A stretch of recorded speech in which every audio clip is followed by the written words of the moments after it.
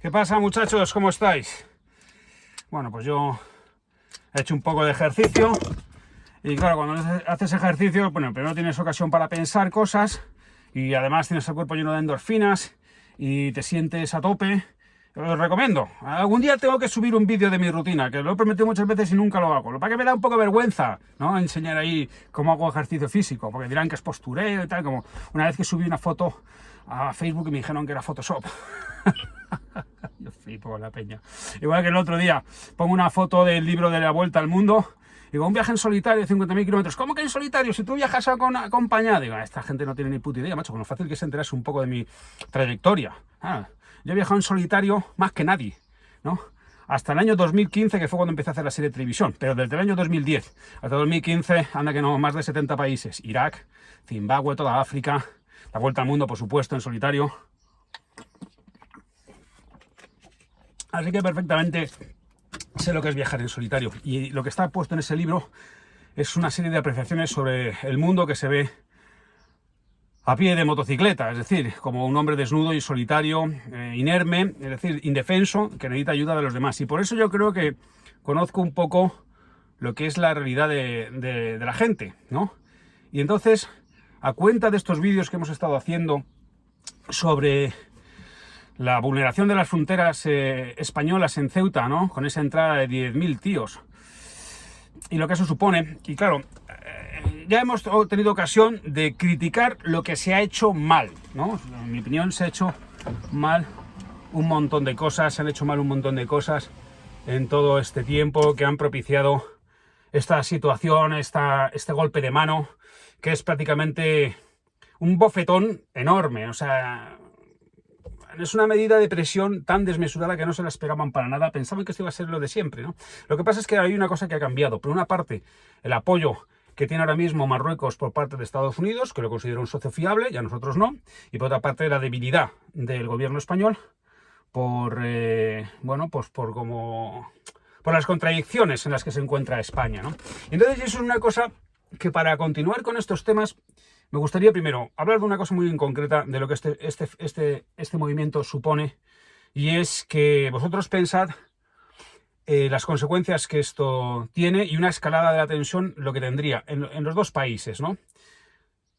En Marruecos la sociedad se galvanizaría, se quedaría absolutamente coagulada en torno a su rey contra el enemigo exterior, que el enemigo exterior es España y que tiene para ellos ocupadas dos ciudades en su territorio, y además se mete en su política internacional porque para ellos el Sáhara es marroquí y punto, lo es desde el Imperio Almohade, ¿sabes?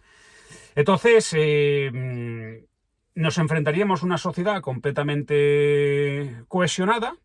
Y vosotros pensad en las consecuencias que tendría una escalada de tensión en nuestro propio país, cómo eso sacaría a la luz todas las contradicciones internas que tenemos. Es decir, si ni siquiera el gobierno y la oposición se ponen de acuerdo ahora mismo ante una situación como esta, ¿no? En la cual, bueno, pues ya está bien, yo hice la crítica ayer porque estaba mosqueado, porque había muchos errores, pero a partir de este momento lo que hay que, digamos, es estar unidos, ¿no? Porque es, digamos, un ataque contra nuestra soberanía, ¿no? Bueno, pues ni siquiera los partidos principales del espectro político español, digamos, lo que ocupan la centralidad, pues se ponen de acuerdo y se tiran los tratos a la cabeza, con lo cual, ¿qué ocurre? Todo el resto de fuerzas parlamentarias y de las fuerzas sociales en nuestra sociedad, pues se enfrentarían unas a otras, es decir, se acrecentarían nuestras contradicciones internas, con lo cual nos enfrentaríamos contra un enemigo absolutamente coagulado, es decir, cohesionado, cristalizado en torno a la causa común, y nosotros estaríamos completamente divididos. O sea, daros cuenta de las consecuencias que tienen las cosas, pensar un poquito más allá de lo que... O sea, eso es lo que yo recomiendo, pensar un poquito más allá de lo que nos piden las glándulas, ¿no? Porque si dijéramos, vamos a enseñar músculo y a ponernos firmes porque está bien de ceder al chantaje, eso, ¿qué consecuencias tendría para nosotros, no? O sea, ¿creéis que España se iba a unir para defenderse de un enemigo exterior, o al contrario nos íbamos a degollar unos a otros internamente como hacemos habitualmente? O sea, hay que ser conscientes de las sociedades en las que estamos. Y dicho esto nos lleva a mí me interesa hablar de asuntos más generales, ¿no? Que es de lo que yo hablo en mis libros. Es decir, de lo concreto, de lo particular, hago cosas generales, ¿no? Cuando se dicen o se afirman que bueno, no se puede pagar para el chantaje, a mí me gustaría que tuvierais claro una serie de axiomas que son que he deducido por observación, pero que son incontestables. Por una parte, cuando la seguridad es un valor, se paga por ella. O sea, cuando tú decides pagar una alarma, estás pagando por la seguridad. O sea, por supuesto que tienes derecho a tu seguridad, pero como la seguridad no te la garantiza nadie, tú te provees de mecanismos privados para garantizarte una seguridad superior. Y la seguridad, cuando la seguridad se ve como un valor a proteger, la seguridad se paga, y la pagan todos los países. O sea, y se ha pagado a lo largo de la historia. Las sociedades en decadencia pagan todavía más. O sea, tenemos el ejemplo del Imperio Romano. El Imperio Romano, cuando los propios ciudadanos romanos dejaron de tener la pulsión militar y se les hacía muy cuesta arriba ir a defender las fronteras, se contrató, es decir, se pagó el chantaje a los bárbaros para que formaran parte de las legiones y que defendieran el Imperio Romano, y al final lo que hicieron fue romanizarse, pero destruir el Imperio Romano. Es decir, nosotros vivimos una sociedad ahora mismo en bastante decadencia. Occidente es una sociedad decadente porque es una sociedad envejecida y agotada. O sea, hay que tener en cuenta una cosa: España es una sociedad en decadencia absolutamente. O sea, nuestro crecimiento poblacional es absolutamente negativo, y dentro de 20 o 30 años, ¿qué país vamos a ser? Un país de viejos, porque no hay niños. Entonces, bueno, la seguridad, o sea, olvidaos de eso de... O sea, todos los países pagan por su seguridad. Nosotros hemos pagado por nuestra seguridad, hemos alquilado la seguridad a terceros, a Estados Unidos y a la OTAN. Pero bueno, en este caso nos están dejando solos, y hay que analizar las causas por las que nos están dejando solos. O sea, entonces yo creo que los vaivenes en nuestra política internacional, en fin, todo eso. O sea, lo que pasa es que podemos... O sea, hay que tener un poco de conciencia, de saber de por qué están sucediendo las cosas, que luego cada uno tenga su opinión. Pero bueno, esa es una cuestión. Después, otra de las cuestiones que a mí me gustaría comentaros es que una vez que se establece un statu quo, el statu quo se mantiene porque hay intereses en que se mantenga, pero es que además los seres humanos se acostumbran al statu quo. Esto tiene que ver con el asunto que me habéis preguntado en algunos... Oye, habla de Israel y Palestina. No, os puedo decir una cosa. El statu quo de Israel y Palestina lleva manteniéndose desde hace 40 años. Esto que está pasando ahora mismo no forma parte más que de los ciclos del statu quo. Cuando cambia la administración estadounidense, se recrudece el conflicto para ver cuál es la postura que toma la administración estadounidense. Con Trump, que es el último que conocemos, el statu quo era más favorable al establecimiento de un Estado palestino reconocido por Israel, pero con una serie de garantías. Bien, cuando llega Biden, eso salta por los aires porque quieren ver cómo respira la administración Biden. Y entonces es un nuevo statu quo. Pero una guerra que se lleva librando desde hace 40 años no es una guerra que se vaya a ganar por ninguno de los dos contendientes. Esto no pretenden ganar una guerra, sino el mantenimiento del statu quo, porque este statu quo beneficia a quienes están al mando. Es decir, a Hamás lo beneficia, y a la administración israelí pues le beneficia también, porque siempre tienen el enemigo exterior que también permite superar sus contradicciones internas.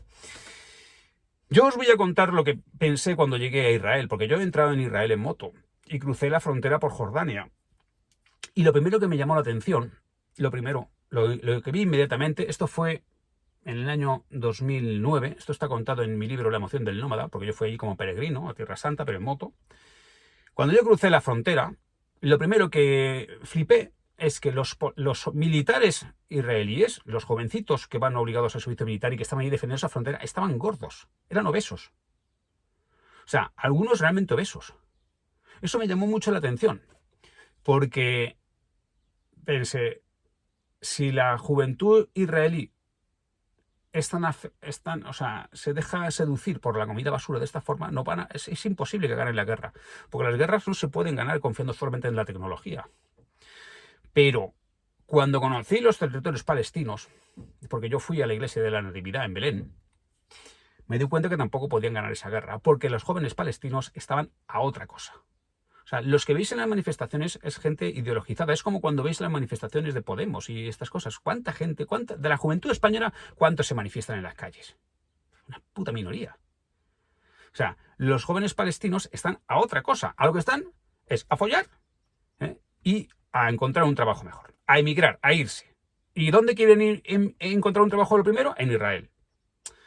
Entonces, el statu quo será completamente negativo para ellos, será injusto, pero la gente se acostumbra al statu quo y si realmente los palestinos y todos los enemigos que rodean a Israel hubieran querido acabar con Israel y resolver la injusticia histórica del robo de la tierra de los palestinos, etc., ya Israel estaría fuera del mapa.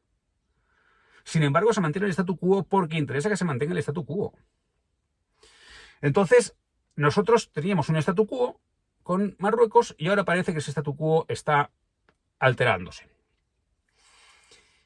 Los que entran allí en Ceuta, la mayoría no quieren una Ceuta marroquí, lo que quieren es que se mantenga una Ceuta española para encontrar ahí oportunidad de trabajo.